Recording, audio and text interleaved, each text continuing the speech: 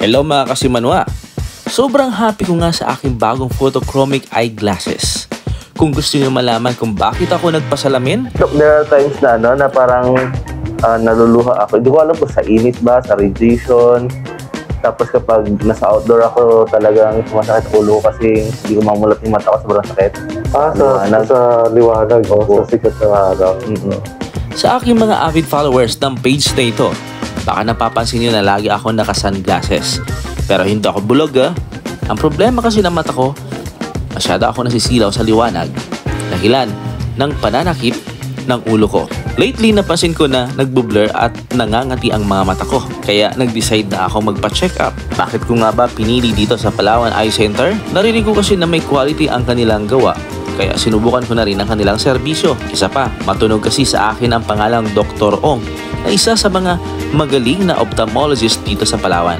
Kaya masaya ako na finally na-meet ko na siya ng personal. Pag-upo ko pa lang dito sa chair, ay nakita ko na itong mga achievements ni Doc. Grabe, achiever pala si Doc. At magna cum laude pala.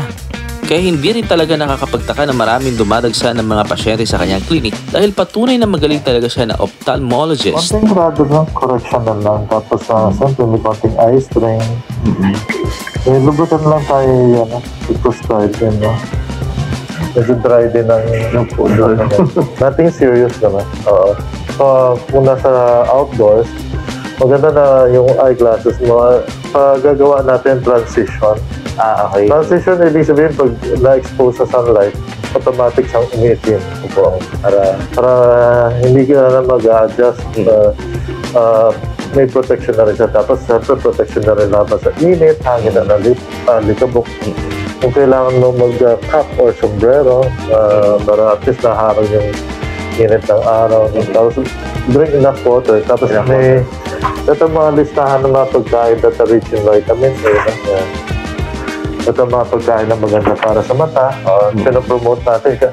Iniwasan naman natin mag-prescribe ng artificial vitamins. Kung pwedeng sa pagkain na natin makukuha, mas maganda. And tapos may eye drops lang as needed para sa dryness ng mata.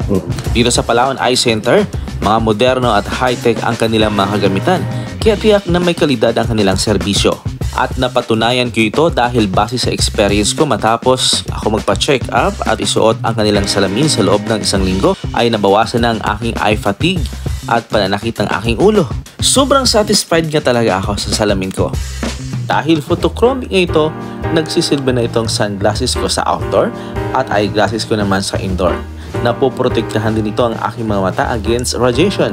Ang aming clinic ay Palawan Eye Center. Matatagpuan sa ATO Plaza, National Highway, corner Wascom Road. Bukas ito from Monday to Friday, 8:30 to 4:30. At sa Sabado ay half day po tayo sa umaga, 8:30 to 11:30. So, lahat ay inaanyayahan na protektahan ng mata, alagaan ng mata. At kung sakaling may problema mo kayo, panlalabo ng paningin, pamumula o panlalabo, huwag matutabiling pumunta sa aming eye center. Kami ay magagarantiya ko sa inyo na ang aming servisyo ay napakaganda at gayon din ang aming mga facilities.